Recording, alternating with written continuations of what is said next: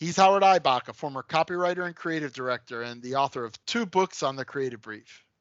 And he's Henry Gomez, an ad agency strategist with 26 years of experience. Together, we're the Brief Brothers, having an ongoing conversation about creative briefs, briefing, and advertising. Today, ladies and gentlemen, we are graced with the presence of Lee Clow's beard, a.k.a. Jason Fox. And he gives us some really interesting insights on how he got started. Let's take a look. Well, we are back with another episode, and today we are graced by the presence of Jason Fox. You're in Dallas, right, Jason? I'm in Omaha now, actually. Oh, you're in Omaha. That's right. When I first met you, I was attending the AAF Omaha branch or Omaha division? Yes. Or the Omaha chapter of the AAF that David Moore was hosting with Cameron Day. That's right. Okay, so you've moved north. You're now in Omaha. Yes. Okay, well, Jason Fox may be known to some of you out there as Lee Clow's beard, and that's how he has come to my attention and our attention. And Jason, we're really excited to have you here and to talk about what you do. So welcome to the Brief Brothers. Well, thanks for having me, guys. Let's roll. All right.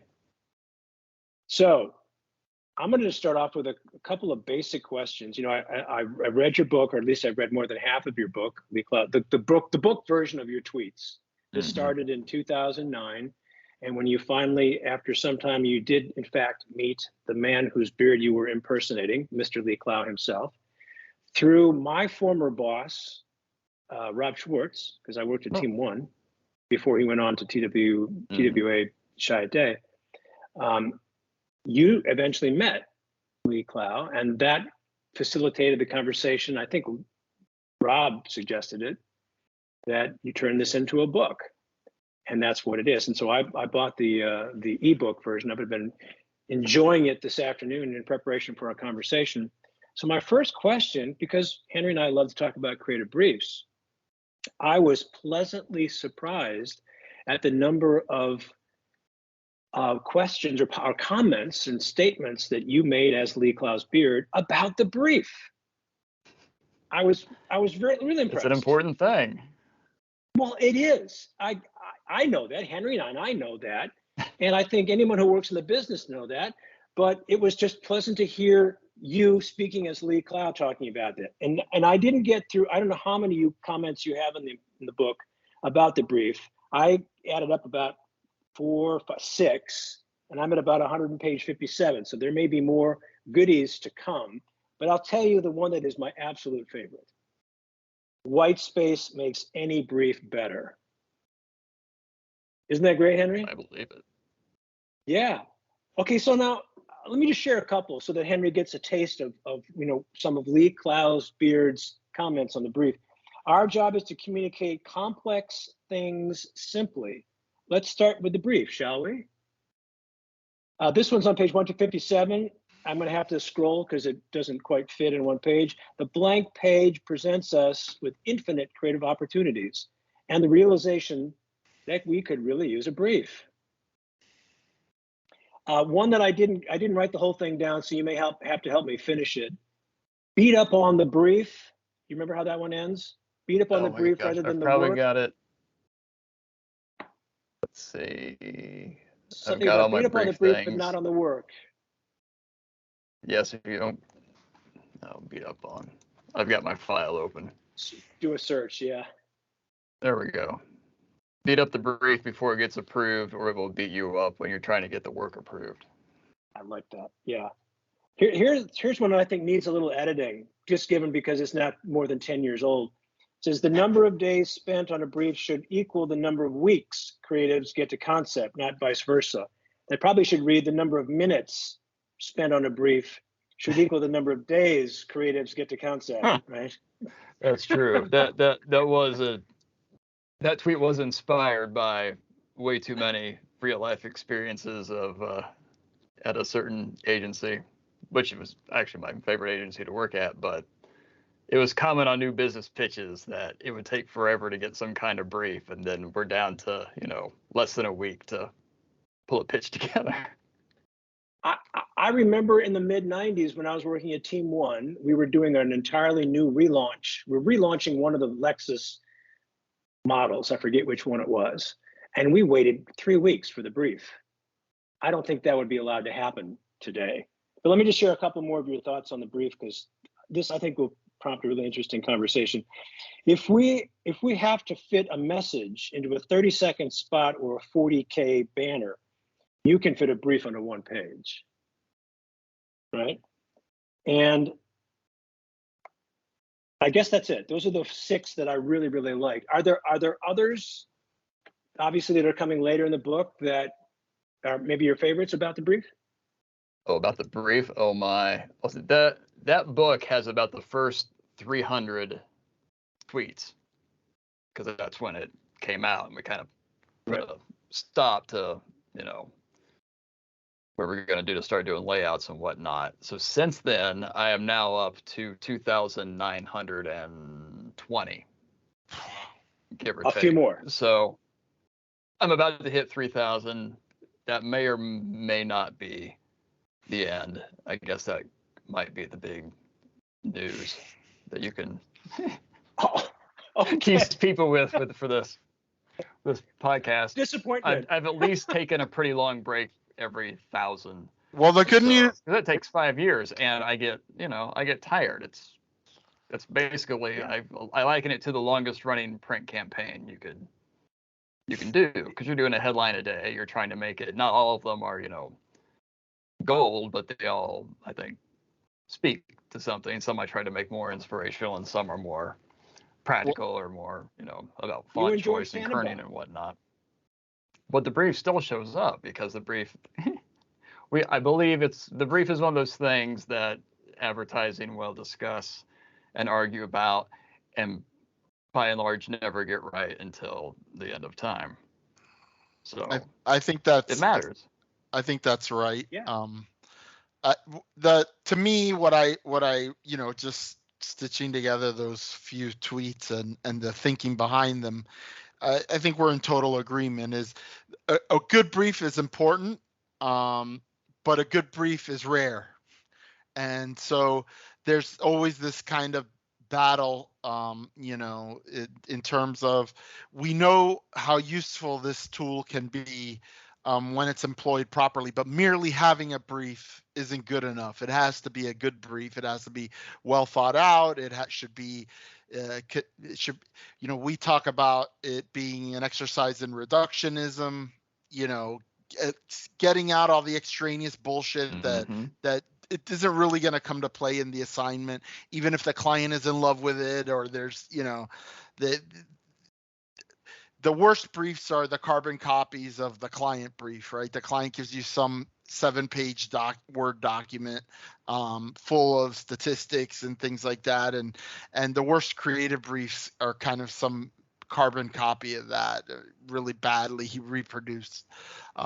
So I definitely agree with all the sentiments. A brief is also intentionally limiting in a way, because having that blank sheet of paper doesn't really help either. Like having a wide open assignment can be paralyzing and not particularly fruitful. So having some sort of roadmap and direction that is clear, but also not so constraining that it's just the strategist or the planner's vision of what needs to happen, but rather a way of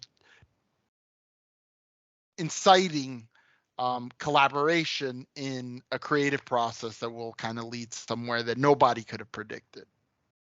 Yes, it should clarify where you're trying to get to without specifying how you're supposed to get there. I probably tweeted that in some form or another over the last 12 or 13 years. Well, the good news is, with almost 3,000 tweets out there, it looks like Elon Musk's involvement in Twitter maybe that he's going to add an edit button, so any mistakes or things you want to revise, you could go back and... Oh, I know. I think I've only had to actually delete and repost twice. That's pretty good. Because I've been so paranoid about it.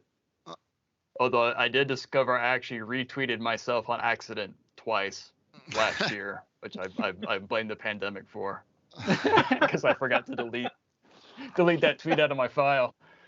I was like, oh, that's a good one. I'll tweet that. Oh, wait, that was 4 months ago as well. But So that's your process is that you write them down in a document somewhere and you kind of save them. I've basically got I've got 3 master documents, so I start a new one every 1,000 basically, and just have a long list, whatever I think up, and then I highlight those that might make it or ones that I like and want to keep working on. I don't delete a lot unless I've already like tweeted one out of that batch and then I don't need those anymore, and I'll delete. And then I've So got one master document, one master PDF that has all the tweets, with the timestamps and everything. So if I if you could had spit that out as an ebook. That seems like the most boring, unimaginative ebook ever. so if you had That's well art directed. Yeah, I would need a designer. So if you had to talk about kind of, we were just talking about your process of writing them, but when you first started this, how did the idea come to you to, kind of create this alter ego, and kind of give pronouncements from on high, literally the highest level in advertising would be to invoke Lee Clow's name. And Yeah. how does that happen? And how do you, is it just kind of like an idealized version of like, this is the way I think advertising should be? And give us a little bit of insight into that. Yeah, there were a couple of reasons why I started it. First it was 2009. I was freelancing at the time, and Twitter was finally starting to pick up some steam as something clients and brands might want to use. So I figured I should get back on, because I'd had my own personal account, but there wasn't much to do. Not enough people were on it to make it any fun at that point. But I wanted to see, okay, so what can you really do with this in case a brand, a client wants me to do something for them for Twitter. But the main point was to prove that someone who hadn't gone to the right portfolio school or the right school at all, didn't live in the right city, hadn't worked at the right agency, hadn't worked on the right accounts, could still know how to do great advertising and the principles behind great advertising. I think we judge people's books much too harshly a lot of ways, because you can only do what you're given to do unless you're doing a spec book. So especially as I got older and became a creative director, it's like you need to be able to judge potential, and you need to be able to spot where hopefully the client or the agency watered something down, so you can inquire to them, well, is this how you want it to be or not? So part of that was to see people out there that you wouldn't think know what they're doing. Because I know scores upon scores of really great people who have not necessarily gotten the chance to shine within the industry as maybe they should have, because that's just life, and we make our decisions, and sometimes our decisions get thwarted by others, but you do what you can do. And that was it. And I chose Lee. First, I was going to do a more satirical take and steal the voice of Alex Bogusky, but someone else had already done that. So then it was, okay, who else is really famous? Well, there's Lee, who I'd only have heard nice things about, didn't know the guy, but couldn't really find anything untoward about him. I'd worked with the art director on the 1984 spot. He'd become a commercial director, and he had shot a spot for me. And he didn't have anything, bad to say about Lee. And if like the people who worked for you are still saying nice things about you 15 years later, then you must be an okay guy. And he was iconic with his beard. And then there was Jeff Goodby, who I don't know much about personally either, but everyone seems to kind of like Jeff as well, and he had his ponytail. Well, the beard seemed a little bit more wise than a ponytail, so we went with Lee Clow's beard, because it's just little crumbs that might fall over the years. And it just so happened, apparently, and I didn't know this till Rob and Lee filled me in, that my style of writing is very similar to Lee. So for a long time, people thought I might be him, which cracked me up, because Lee was still working at the time. He was still the head of creative at Chiat and the Media Arts Lab and whatnot. He's not hanging out every day at 9 a.m. Pacific time trying to crank out something for the internet. I thought it might be fairly obvious, especially when it's called Lee Clow's Beard, that it's not Lee, but I guess it's good that so many people thought it was. But even today, when it's not a secret, if I want to go hunt for quotes from myself, half the time it's attributed to Lee, which maybe I'll be in his will for burnishing his brand even more than it didn't really need to be, but. But that's got to be kind of like the ultimate compliment to what you're writing, because he is so respected, right? And Yep. people say, well, this is a really clever, and I think that the Twitter, the nature of Twitter, the brevity of it, means that it's either going to be nonsense or it's going to be a pearl of wisdom, right? And I think that the point is, and I could tell just in talking to you and how you kind of work these tweets out, that it's not just a spur of the moment thing. You're thinking about it. You're like, how am I going to get it into the right format? How am I, and make it so that I'm saying something important in a venue where there's a lot of things that aren't important that are said all the time, but where sometimes important things are said, right? Like, so, and I think the whole thing to me is a fascinating exercise, particularly with our industry that, we have a few people that we hold in such high regard, and kind of, we try to learn, like, I still am amazed watching interviews with Bill Bernbach. He did like a pretty long form interview at one time in the 60s, and the nuggets of wisdom that he has, the insight that he has into human beings, all that old gendered language aside, and all the things that, it was a different time. I think that they hold weight. So I for one appreciate what you're doing, and I definitely could see that it's not easy, but congratulations. Thank you. And I will never claim to have said anything new in anything I've written. I assume someone out there, probably well known, has said it before. But I'm trying to remind people that this is what we do. This is, probably the, at least a good way to do it, if not the best way to do it. But we keep trying to reinvent the wheel as to what advertising is, which is why one of my favorite tweets is the rules of media. The rules of media change. Media changes. The rules of good creative do not.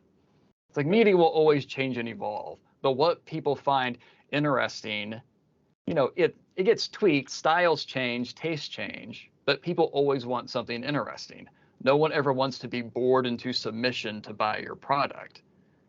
And for all the talk about how are we going to reach people, how are we going to reach people, how are we going to reach people, who cares how you reach people if you have nothing worthwhile to say? Yeah, which is now why clients come to me, because they realize that their tone of voice and their brand and their website, they sound and look exactly like everybody else that they're competing against, and it's not working for them. Well, surprise, surprise, because that's how basic advertising operates. I think one of your more astute tweets as Lee Clow's Beard was something along the lines of, "We're not looking for original, we're looking for fresh." Yeah. I hope I haven't ruined that. That's more or less it. Yeah. So in that vein, as trying to bring a fresh approach or fresh thinking to what Lee Clow may or may not have said, but in his voice, how has this changed you? As you approach 3,000 tweets, have you grown? Have you changed? What's the impact been for you personally? It's kind of hard to say because I've done it for so long now, and I obviously don't know where I would have been if I hadn't done it. I kind of assume that I'm better because of it, because it is one of those things. A lot of writers will force themselves to write something every day. George Tenenbaum has been writing an actual blog post every day for as long or even longer than I've been doing this. So that's, even more effort going into that. just to stay sharp and to hone your craft, because if you don't use it, you do lose it. You might not lose it forever, but it takes a while to get back up to speed, which is one of the sidebar, one of the most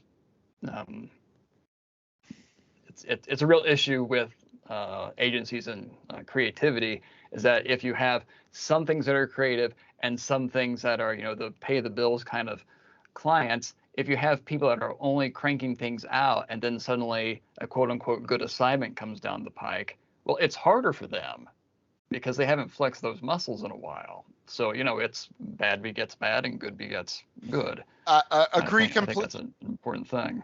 I couldn't agree with you more. I mean, you see, in a way, you see it in creatives. They're self-censoring. They've put themselves in a box because of the everyday client that they have. They haven't had this other opportunity, and it takes a minute for them to break out of that. Oh no, we can do something different. We don't have to they're almost like, it's like that, they're waiting for the whip to come and tell them, don't do that, don't do that, don't do that. So they're really gun shy. So yeah, I think getting back to what you were saying a little bit earlier, about that you feel that what you're saying isn't new. I think that's one of the great things about this podcast and talking to all types of advertising people is a lot of us have reached a lot of very similar conclusions. We might have a different way of articulating them.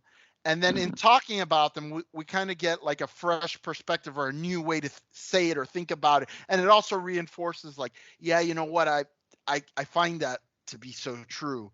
And it's almost like we're all working in this industry, but we've got got our heads down so much in our own work that we don't talk to each other as an industry and say, you know what, this kind of stuff is garbage, it's worthless. This is where the true value in the work is. And it's so amorphous. We've had, you mentioned George Tenenbaum, another Brief Brothers guest alumnus, and we had Paul Feldwick on. And to me it's amazing that it took up until recently for somebody to write a book about the way the industry has changed the way it thinks about how advertising works in the consumer's mind. Nobody had done that before. I mean, this is a new phenomenon within the last 5-6 years that somebody wrote a book and said, well, they used to think advertising worked like that, and then they thought it worked like this, and then there's a school of thought that thinks it works like. We don't have any organization around the idea of how the hell these messages that we put out there into the media are supposed to work on the human brain of the person that receives them. It's, to me, insane. I think that work is out there. I think the work is out there, Henry. It's just Paul did something that hadn't been done either ever or in a long time, and that is compile it in one book. This is the evolution of the philosophies of advertising since the early 20th century. From John E. Kennedy, and people became before him, and Paul did that. And there's probably some textbook somewhere that might have a catalog of all the influencers and big thinkers, but I doubt not. it. I never took I never took a class in advertising. Yeah, me neither. And even Byron Sharp has done something similar to that with his book on how brands grow. He's saying, this is what we used to think. He basically said what we used to think is you have the right singular message, and that's how we're going to win the audience. And now he's saying, well, no, it's by observing their behavior and getting their, what's his term, the share, the mental availability and distinctiveness. It's like, right. First you must know it's me, right? Like if you don't know that it's me and you don't know the message is coming from me, then what good is the friggin' message? Yeah, I mean, we can have a debate about, whether the importance of distinctive assets over the actual, what is the message? But at the end, nobody had challenged all of these kind of things that we had just accepted from on high about how marketing and advertising worked. And he basically challenged it with numbers and said, look, big brands are are big because they have a large customer base. It's not, you're never gonna, in the real world, you're not gonna find two brands of equal size with different customer bases. Just one has a lot more loyal customer base, and he basically proves it with the numbers in category after category. But you're right, it's we're finally getting to a place where people are distinguishing themselves and kind of taking all of this kind of collective knowledge, sifting through it and trying to figure out what's bullshit and what's real. It's not easy. No.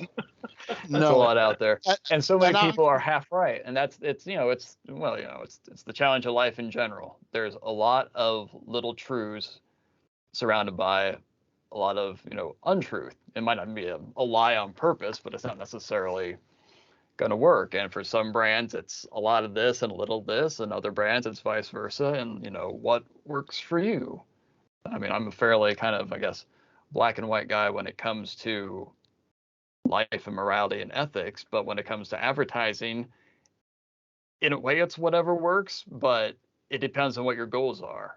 And I do believe in long-term brand building, which maybe that puts me out as a child of the mid 90s, and I got a marketing degree back then and whatnot, and that's the terms people are using. But the point of advertising is to get people to buy your stuff both today and like you enough over time to keep buying it, assuming the rest of the P's are holding up their end of the bargain and fulfilling the promise that your advertising has made. Then that's what we should be doing. And if you're going to advertise, it should be beautiful. If only, now I think because it's more effective, but it's also just a nicer thing to do. Let's be honest. If you could just browbeat people into buying your stuff, most people would be browbeating people into buying their stuff. Well, yeah, but you're also putting crap out into the world. I'd rather not put crap out into the world. They're doing plenty of that as we speak. Yes, and people are still trying to do that.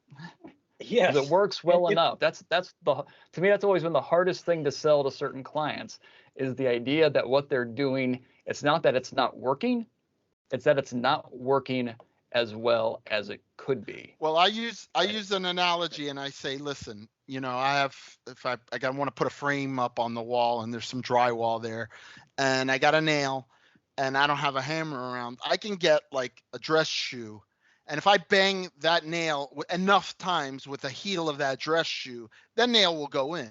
Now, if I have a good heavy hammer, one crack of that thing and the nail's going to go in, and that's it. And I think that that's what creativity gives you, is that tool to get noticed and seed the message in fewer exposures than just, we're going to have a 90% reach and a 4 frequency over 4, it's like you said, browbeating, people over the head with a message as opposed to finessing it and saving the money, right? At the end of the day, this is supposed to be an investment, and I think it's about optimizing return on investment. So it's not keep spending till we reach a benchmark. I agree completely. I think one of the challenges, and it relates to one of the things we were just talking about in our industry, is, and it relates to that idea of the media changes, but what makes good creative doesn't change, is that our industry is so in love with the latest gimmick, the latest, TikTok this, it was Pinterest before, it was this one, it was the other one. And at the end of the day, it's like going back to Bill Bernbach, like he said, the things that drive a man, and again, the gendered language, but thing that drive humans don't change. We evolve, but we don't evolve that quick, that in 10 years what our desires are, what our passions are, what our shames are, those things are universal things that have been around for thousands of years, and understanding that and adding some rigor to that, as opposed to just falling in love with the latest shiny object, I think is important. Mm-hmm.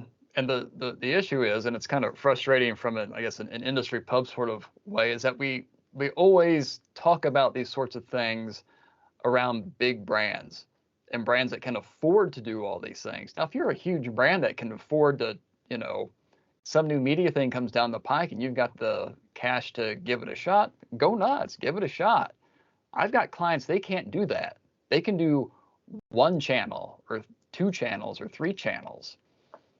And I'm sorry, we're not going to roll the dice on certain things at first. Other people have to take that road and go down them. And that's just how life is. That's the reality of most advertising, and most advertising agencies are not working on these giant brands with giant budgets, which is, has become a bit of a reason why I keep doing this, because I want people to know you do not have to feel bad as a smaller entity that you didn't do all this stuff. It probably wasn't right for you, because social takes a ton of effort to do well and to get traction with. And you've got, you'll have people say, well, can you, do social for me? And I've got this. It's like, that's not, no, because that won't, not that I don't want to take your money, but that will have zero impact on your business. It will literally have zero impact. You'll end up with 12 followers and not one single incremental sale. And for every, free, I will tell you, don't do that. For every Oreo Super Bowl tweet that became like the big thing that everybody's got to market this way, there's like a million brands that tried it and didn't get it right. And you're right, like, let other people experiment and make mistakes, and when they perfect it, then we can come in and be fast followers and learn from best practices. I agree with that completely, Howard. But Jason, what you said before, maybe you are a product of the 90s in terms of, your ideas about brands. Yeah, well, so what? I don't think I'm wrong. No, exactly. I reached out to Sir John Haggerty to join us last year, and he was very busy and he couldn't join us. And he said, because he's just started or relatively recently started a new agency in London. I think it's called The Garage. And when he wrote back, he wrote back and he said, I'm working with a lot of very young entrepreneurs who simply don't understand the fundamentals of brand building. And I know you talked to Mark Pollard about that. He asked you questions about, let's talk about the fundamentals of brands and the fundamentals of copywriting. And I didn't finish listening to that podcast, but I got into it enough to know that you were talking about ABCs. And this is what Henry and I talk a lot about, how important it is to get that brief right. Even though we know it's kind of a rare thing to get it right, we still make the effort. So branding and issues around great copy and issues around great ideas, those things will never change. Just like the art that was created in the 15th century used the same fundamental ideas to arrive at that art as we're using today. Things aren't going to change. It's just we forget them. And so when Paul Feldrick writes a book and catalogs in 250 pages or less the history of our thinking about advertising, it's a revelation to some people. What? We thought that? I did some training. I've told this story before. I did some training for a tech company in San Francisco on which I had done some freelance work 20 years before. So when I came to their office and I was meeting the people in the workshop I was teaching and said, hey, I used to work for Ogilvy, LA, and I worked on your campaign. Not one person in the room had ever heard of that campaign because they'd never worked there for more than 5 years. They have no sense of history about their own brand. Yep. But I'm not telling you anything you don't already know. Let me lead this into another question to you. You said you were a freelancer when you were started the Lee Clow Spear back in 2009, 2010. Yes. Are you still freelancing now, or is it your own shop? Do you work?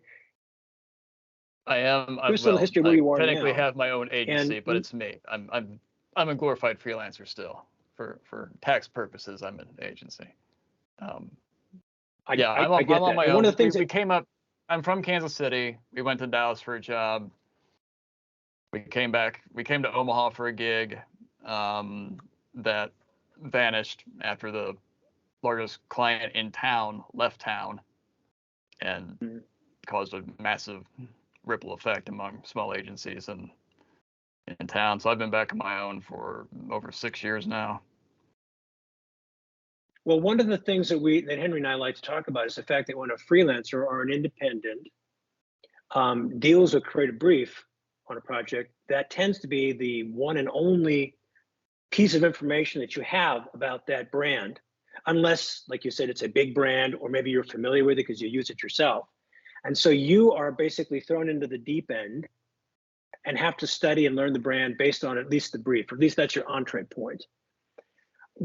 Have you had an opportunity as an independent or a small agency or as a freelancer to push back on briefs and to contribute to briefs in their development? And how has that influenced the work that you do for your brand? If I'm dealing with another agency, like if I'm brought in by a larger agency to help out, then I basically just, will ask questions about the brief. If I don't think it's complete and whatnot, obviously I'm not going to be the one who's going to change the brief. Although it's funny how many people on the agency side will apologize for the brief and how, either long it is or, it's cut and paste. And not every brief has to be brand new and full of new insights. That's usually where you start when you're doing, a new campaign or a rebrand or whatever. Nonetheless, they still shouldn't be 3 or 4 pages. But it's my own client, because I have a fair number of, what I would call end clients. Then it's me. And I often don't write my own brief because I know exactly what to do. I've got a brief format that I've used for years, and it's a 1-pager that should have 1 sentence under each of the, 8 or 9 things I've got in there. And we can go from that. And if I'm having a hard time getting, the client to tell me what I need, or they don't seem, focused enough, because that's something they've done a lot before, then I will send them that and say, fill this out to the best of your ability, and we'll go back and forth until we get it honed down to where it should be. I've just been doing it long enough that I don't necessarily insist on having a certain brief, just because the type of relationship I have with those types of companies. I'm dealing with either the CMO or the CEO.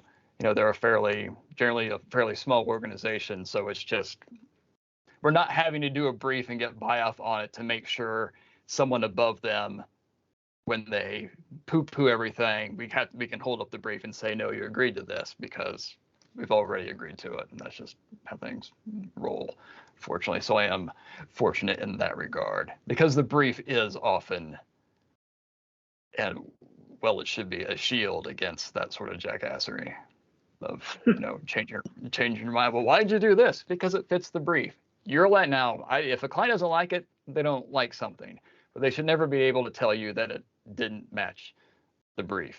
They don't have to buy it, but they can at least know that you fulfilled your obligation to deliver something that was agreed to from a strategic standpoint.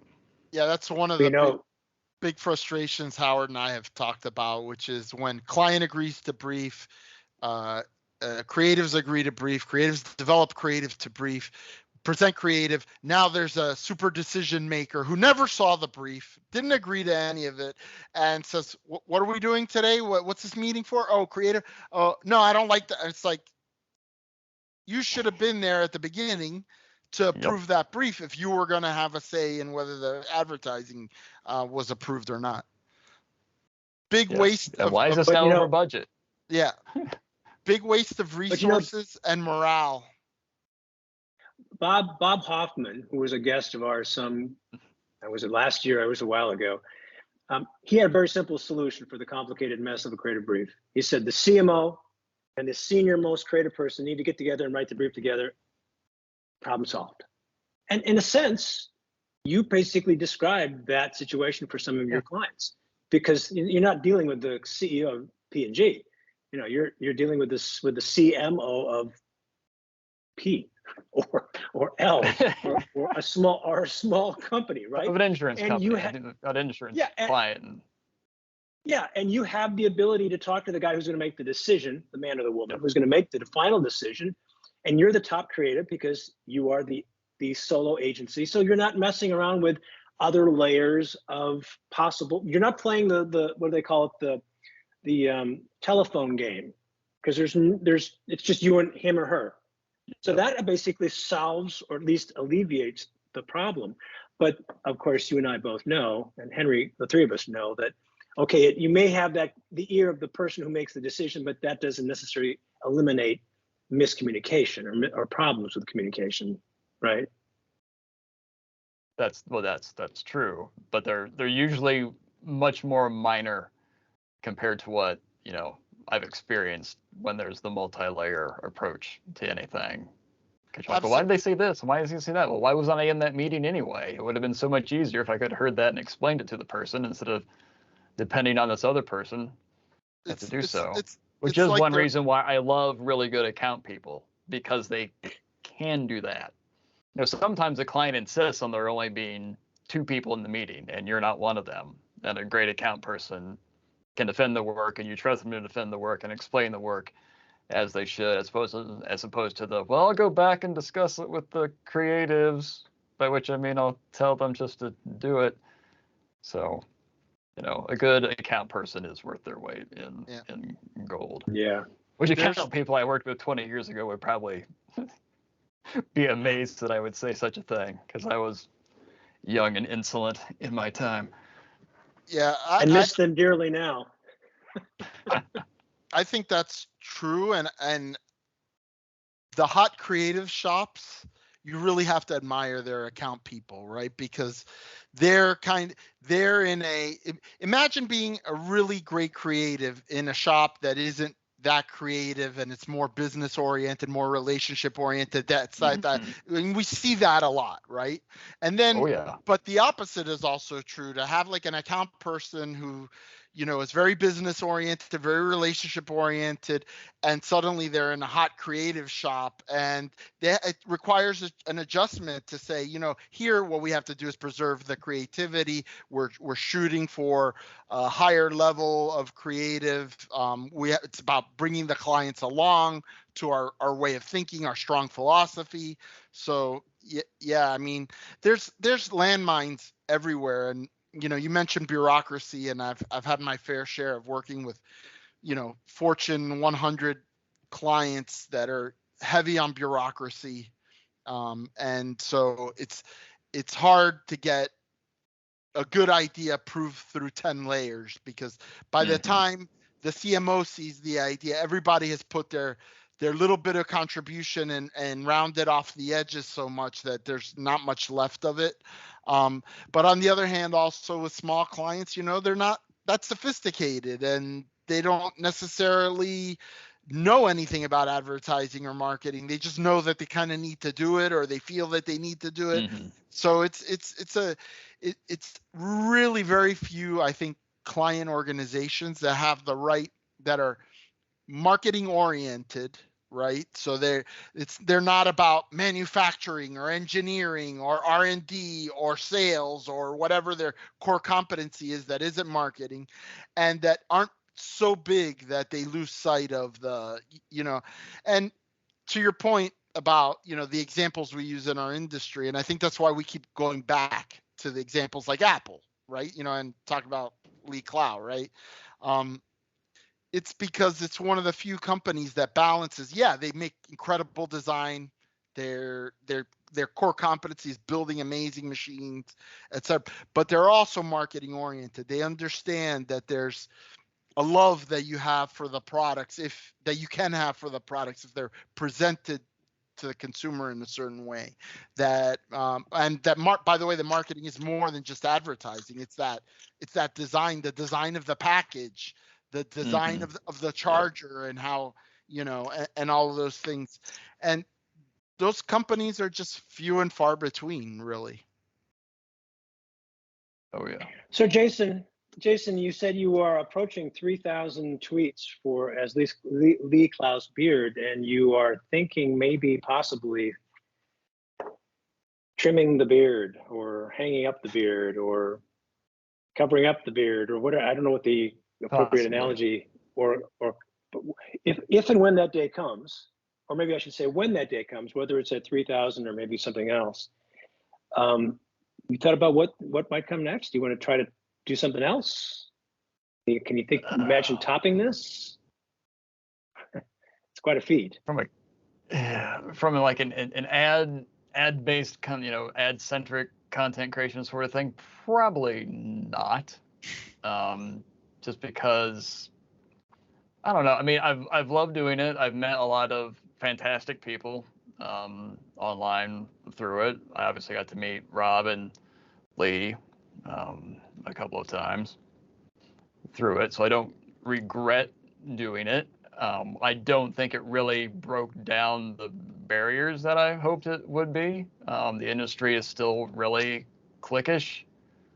You still should have gone to the right school or know the right people or gone to the, worked on the right accounts. It's like we're very cruel to the people who make what is essentially our product, or should be our product, which is an ad. I mean, I love media, and no one's gonna, love an ad they don't see. So media is very important. I wish more media and creatives got together and discussed things. I worked with a couple of really good media people, and we really sparked ideas off of each other. Came up with some good stuff that eventually got killed. But that's neither here nor there because that's advertising. But we don't. I mean, I've known a couple agencies that ask account people for their books. I wanted to see what you worked on and actually what did you contribute to this being good. But that's rare. It's usually you put the name on your resume and that's enough. I don't know about media people. Maybe you do show a prospective employer the media plans you've done. That'd be pretty cool. It'd probably show really quickly how smart you are, I would think. But we just beat the snot out of writers and art directors and designers and other folks. It's like, well, I'm sorry that I didn't get to work on Nike. I worked on a reinsurance account. But look at what I convinced this, if you want boring, there's insurance. If you want double boring, there's reinsurance, because they're the companies who insure other insurance companies. I actually had them as a client, back when I first went to my first large agency. We did some good work for them, but no one's going to look at that and be amazed with it. But it because, we did the best we could, and it was super effective and did really well for the client. But, potential CDs or bosses for you aren't asking for an FE entry. I think overall we need to cut some people some slack. I mean, I think a bad line is a bad line. Don't show me something with a bad line. But if you show me something with a spark to it, that's for someone I've never heard of in an industry I don't follow, then you've caught my attention, and I'll at least, get you on the phone or whatever and have a conversation with you about the gig. It's interesting. That's important, and we wonder why people want to leave. Well, people want to leave because they're tired of just being used up and spit out. Yep. It's interesting. For nothing, for either being too old or too expensive or whatever, and they can go other places now. Yeah, that wasn't the case, exactly. 20, 25 years ago. Now you've got all manner of creative opportunities out there that are not in the agency world. If there's and there's still no shortage of talent. There's a shortage of looking in the right places for talent or in different places for talent. Folks are out there. If you expand the way you view creativity and who possesses it and what they do with it. I think we can say, or I like to say, that there are more clients out there who think cans are the things that line the shelves at grocery stores and don't know any better, and that's fine. That's fine. They're not aware of all these coveted awards that ad industry folks talk about all the time. I'm glad you brought up awards, because we know that there's the danger, right, of like obsessing about awards, and there's a lot of fakery in the awards thing. But I think it is also, creatives get a bad rap on awards because at the end of the day, it's people want recognition. They want to feel that they did something good, and that is the obvious way that you get recognized in our industry, is to have your peers say, wow, I wish I had done that. That's an amazing idea. It's something that you said that resonated with me about, when you were talking about reinsurance, and, my wife made the switch from consumer advertising to B2B advertising, and bringing her consumer background into it, in a way is a handicap, but in a way it also helped her. Like, she had one client, industrial client that makes, inventory control machines and things like that. And they had like a small budget to do a series of brochures that nobody was ever going to read or whatever. And she and the creative got together and decided, what if we pool all this money for all this series of 10 brochures and we make a book and we make it into a pop-up book, and we could give this pop-up book at the trade show. And it's something that's like, it feels like but it's complex to print a friggin' pop-up book. It's not easy, to find somebody to do it. And, you're not printing 50,000 of them, you're printing 2,000 of them. And Yep. So finding somebody to do them in small quantities isn't that easy. But there's always a room for creativity. There's always room to see the spark, like you said. Just recently, and talking about Omaha, I just judged the Nebraska Addies.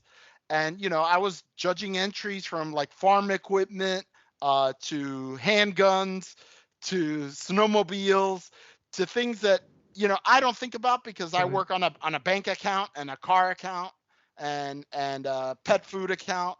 So it's a good exercise to get out of your comfort zone and going back to seeing what real advertisers put out there. And like Howard and I, sometimes we do these creative reviews where we look at pieces of creative, and what we like to do is look at real creative from real brands that are not the thing that everybody's talking about. Mm-hmm. That's very good. And that, I actually emceed it's the harder to Nebraska find. Addies. You have seen or have not? Well, I missed both of those. You said you have seen or have not seen? No, I emceed. I hosted the Nebraska Addies. Okay. Then you probably saw a short video of my mug come up and give the judge. Yes, give your citation award. Yeah. I won somebody else's citation award, so I was happy about that. Excellent. Surprise. I chose Gardol, the motor oil. That was my. The Gardol stuff was it won. I had to start making fun of it because it just kept winning. Because I read every winner. That was one of my jobs. So once again, the gold Addy goes to Gardol, Bailey Larman. Guards them all. Yeah. Well, like Henry, I too have worked on a car account and an airline account and some major brands. But I also came up, in Milwaukee, and I worked on in some B2B accounts at a B2B agency. Toyota backhoes, tool companies. I think every creative person needs to experience that kind of a product in their career to understand, how to talk to that audience. That it's not this grand world-changing cause. It's a product that working folks need every day to make a living. Whether they get that experience, I think probably more folks in the ad agency world get that kind of experience rather than on big brands. Now, maybe I'm wrong about that, but I think that kind of work is valuable experience. Would you agree with that? Oh yeah, Jason? I would. I've always kind of wondered what percentage of people are, working on B2B as opposed to B2C. And mainly B2B. At this point, almost all of my clients are B2B. It just kind of happened because they call me and they want something better for their brand, and people are trying to reach our other businesses. And to me, since as long as I can remember, I've always treated B2B and B2C the same. Now there are subtle differences. You can kind of put, I think you can put more information into a B2B ad because people are wanting if you've caught their attention, they want that more information. But aside from that, everyone wants the same thing. They want to be interested. They want something interesting to look at. No one picks up their industry pub and says, oh, look, here's another picture of two guys pointing at a computer. I guess I'll stop and read this ad now. No, they skip over it just like they would in any other publication. It's like you can't just say, well, it's B2B, so it can suck now. No, stop it. No, I agree. And in fact, the other thing to say is that the people who you're talking to in B2B have the same ambitions as consumers do. We want our boss to think that we're competent at what we're doing, I may not be selling detergent, but I'm buying a lot of detergent for our company. Yeah. And I want my boss to know that I made a smart decision and I've got the best price. So communicate to me in a way that respects me as someone who has a heart and as well as a brain. So you're still talking to human beings. We can't forget that. Yep. So. Yep. Well, Jason, this has been absolutely wonderful. We appreciate you coming on the Brief Brothers with us, talking about your life as Lee Clow's beard and also your experience as a hardworking creative. We appreciate your time and we appreciate your insights. Thanks so much for joining us. Well, thanks for having me. This has been, as they say, a hoot. Say hi to Jeff Goodby's ponytail. Good stuff, Henry. Good stuff, Howard. He's Henry Gomez. And he's Howard Eibach, and together we're the Brief Brothers. Till next time, bye-bye.